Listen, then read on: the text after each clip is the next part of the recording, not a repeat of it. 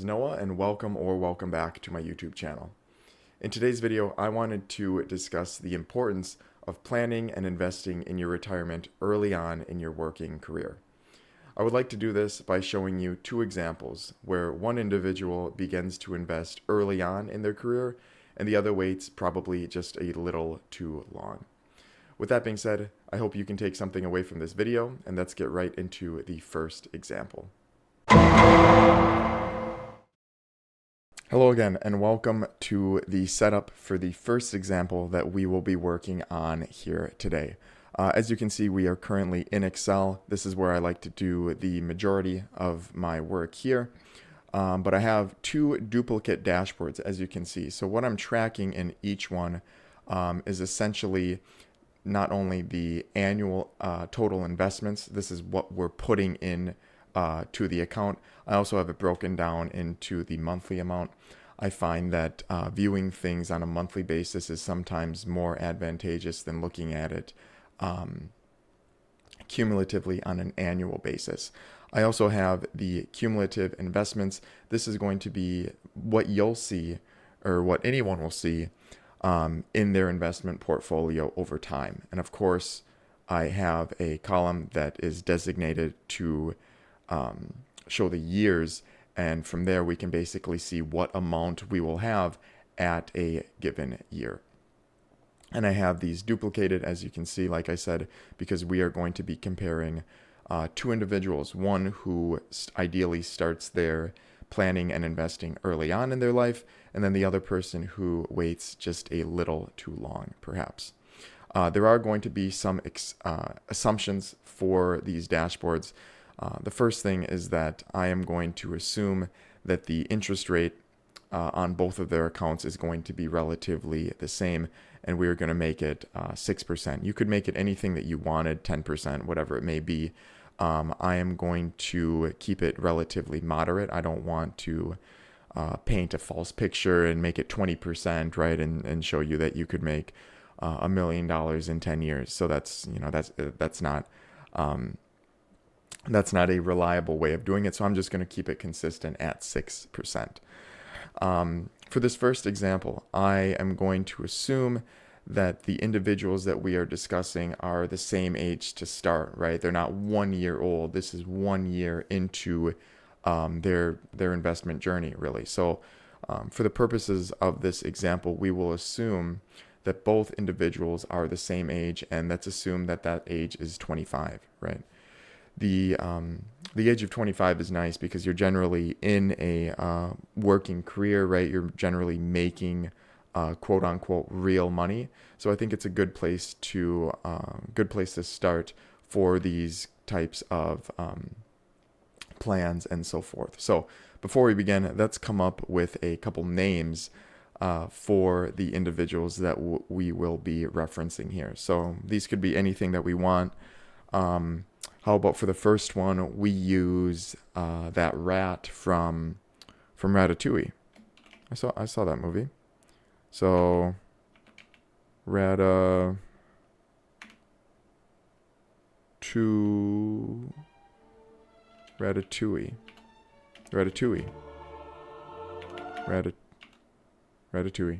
Like that, right?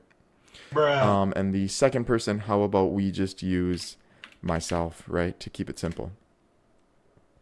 You are your own best critic here. So this is Ratatouille, and this is me. Let's assume in this, this story, right, this make-believe situation, Ratatouille and I, like I said, are the same age. We're both 25. Let's also assume that we have the same role at the same job, or they could be different jobs, right? But we have the same income, the raises are the same, and so on, just to keep it simple.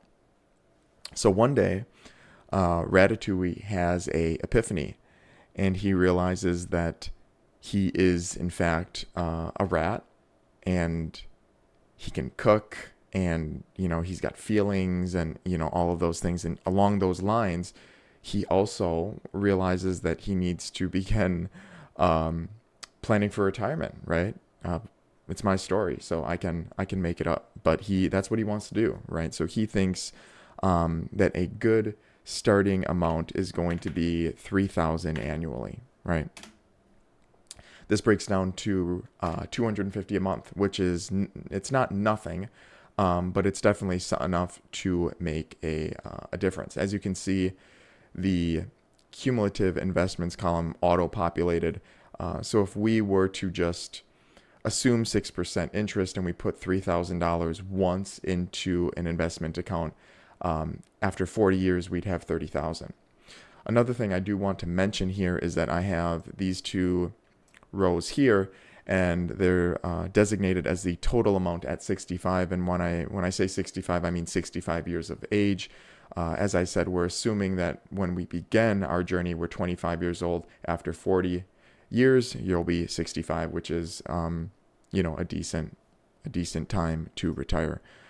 Personally, a little too late for me, but generally speaking, I think that's a good place to start. So if we just leave that money in there and don't do anything else, we'll have 30,000. Obviously, that's not what we're going to do here, but let's assume again that Ratatouille decides that 3,000 is the amount that he wants to invest annually, and he keeps that up for 40 years, right? He stays consistent, $250 every single month for 40 years. By the time he is 65, he will have nearly $500,000 for retirement. Now, for myself, right? So let's say I don't have an epiphany, and let's say I don't have that epiphany until I'm 35, right? 10 years after Ratatouille did. And like I said, we have the same income.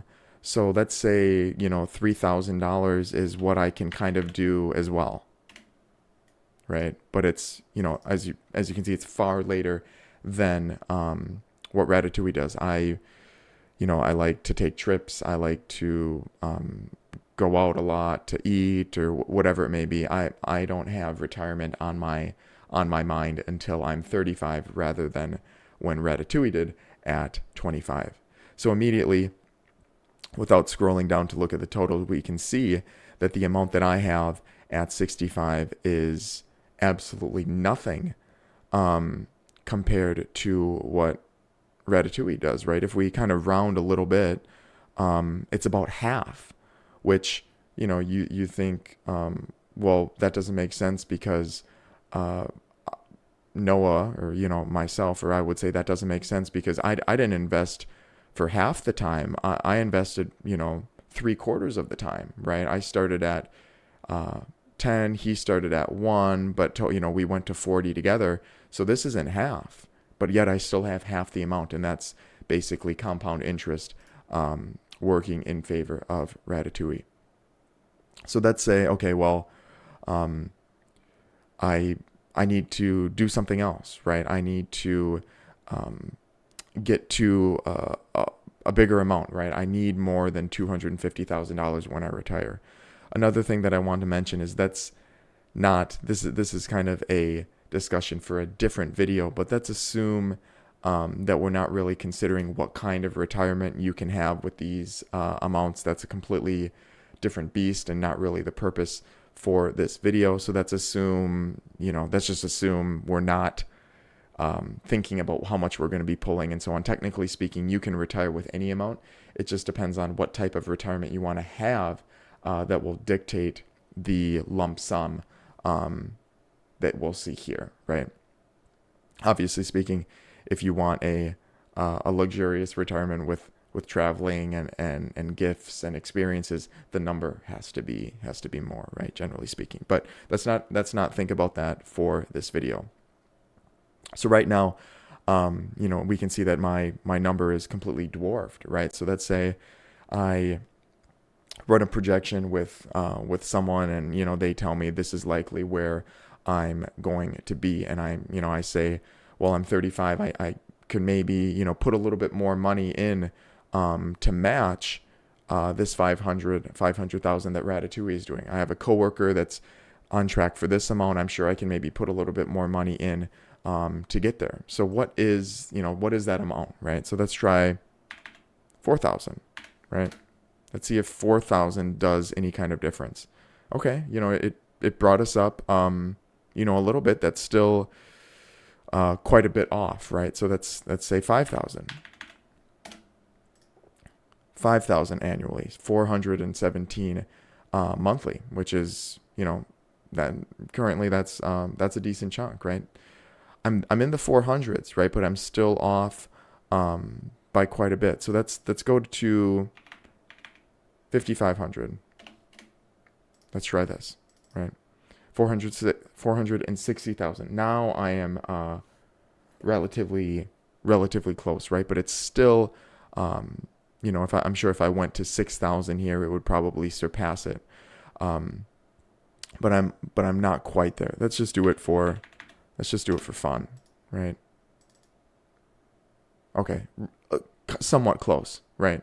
So now we can see that if I want to catch up to what my coworker Ratatouille has been doing for 10 years before me, I need to essentially double the amount of money that he's putting in, right? And now we're at $500 every single month just to somewhat match what he's doing. Now, is this possible? Completely, right? But one thing to consider is that as time goes on, especially starting in your mid 20s, your expenses generally tend to increase, right? So if I'm 25 at the beginning of it, right here, what could happen in these 10 years, right? I could have a house, I could have a kid, I could have multiple kids, maybe, multiple cars, perhaps even. So catching up may be completely out of reach, right? Ratatouille's been putting this $3,000 aside every single year, right? So he could have those expenses come up, a kid, a house, whatever it may be, but he's designated $3,000 for this account specifically, and obviously it's worked out relatively well. But for myself, there could be so many expenses that accumulate in this time here. So doing this $500 a month at this point in my life when I'm 35 years old might be out of reach. So even the $3,000 even might be out of reach. So if I, let's say I can only do 2,000, right? I've got kids, I've got this, I've got that. I mean, this is a completely different story at this point, right? But it's definitely something rather that could happen down the road.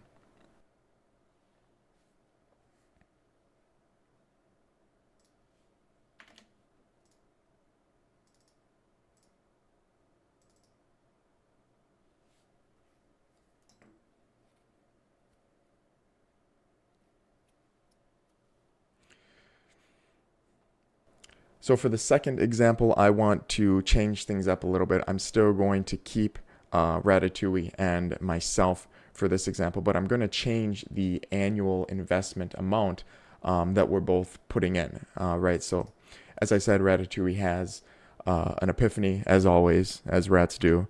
And instead of 3,000, he's going to be doing 6,000, which is a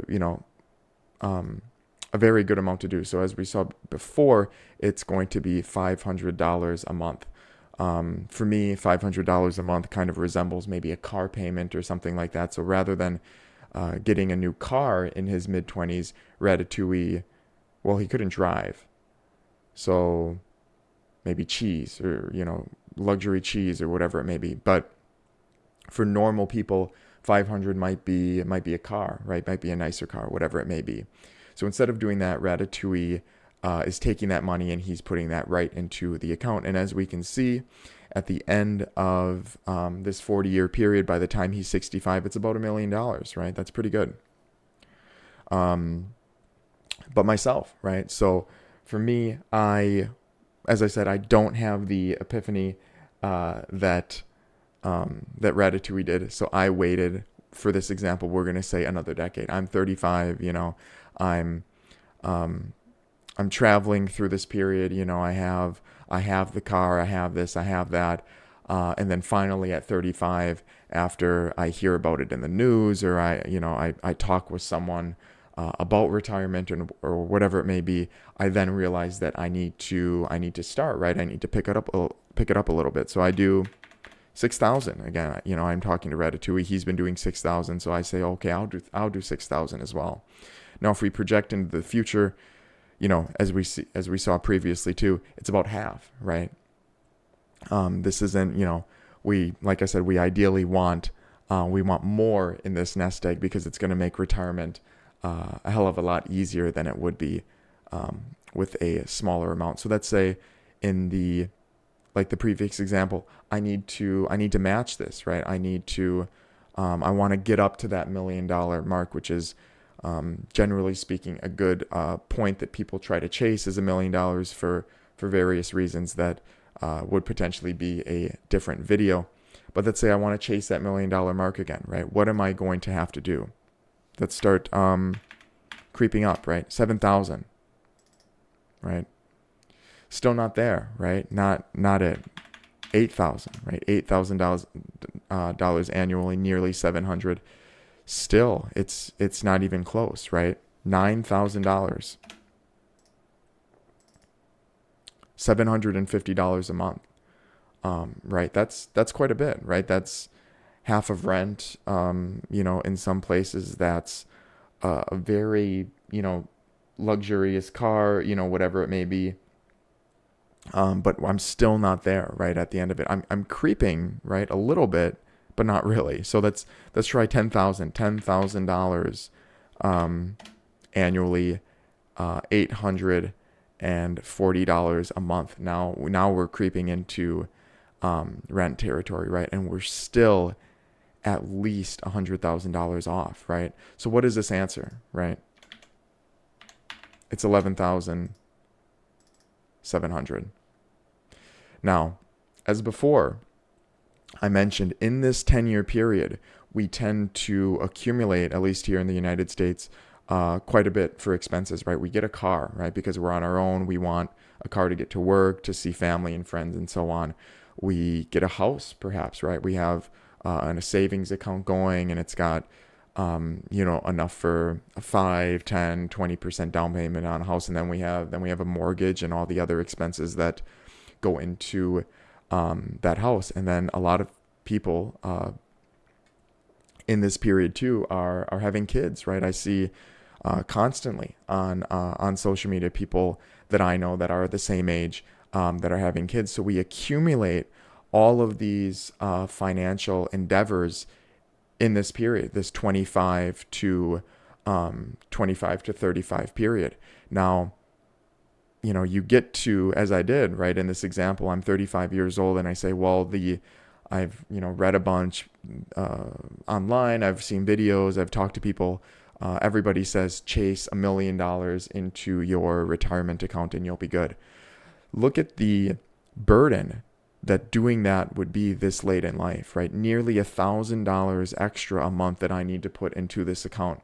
And if you've got all these other expenses, right, kids and so on, scraping $1,000 every single month it's possible, right? But it's generally not feasible, right? I think on an overall basis, I think it's an extremely large endeavor to all of a sudden one day need to take $1,000 and put it into an account when a lot of people are running relatively close to check, right? So is it possible? Yes, but in this example, more than the other, it's even farther out there. And obviously things can change, right? You can get completely different jobs and so on, but on a average basis, I think this is a difficult task. Now, let's say, just for fun, let's take a extreme example of what could potentially happen. Let's say that I don't have my epiphany until I'm 40, right? So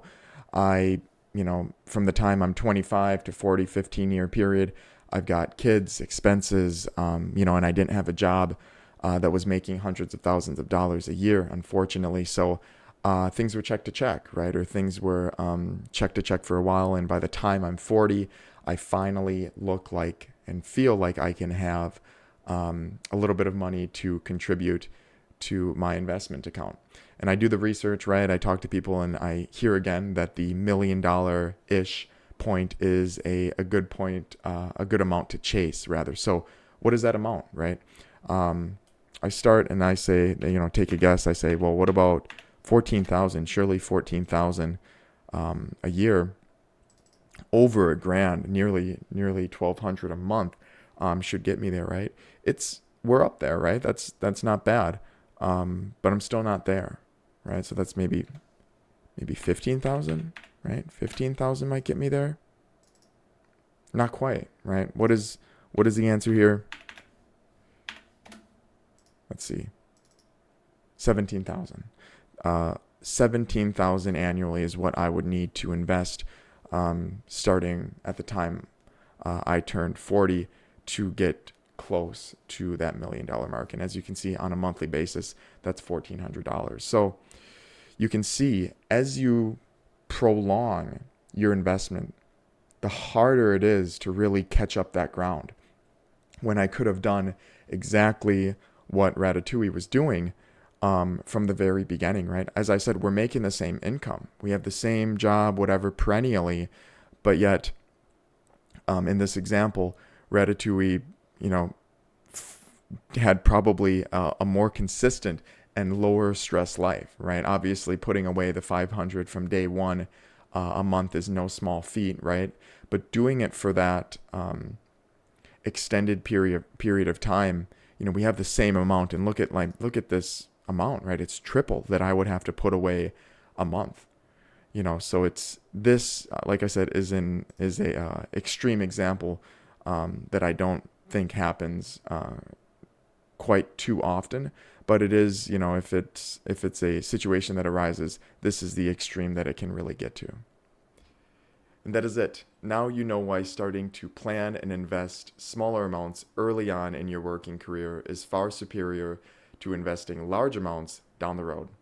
Again, I hope you were able to take something away from this video. If you have any questions for me personally, or if you want to take a look at the services that I can provide to you, I've left my email and a link for my company website in the description box below. With that being said, thank you again and happy financing.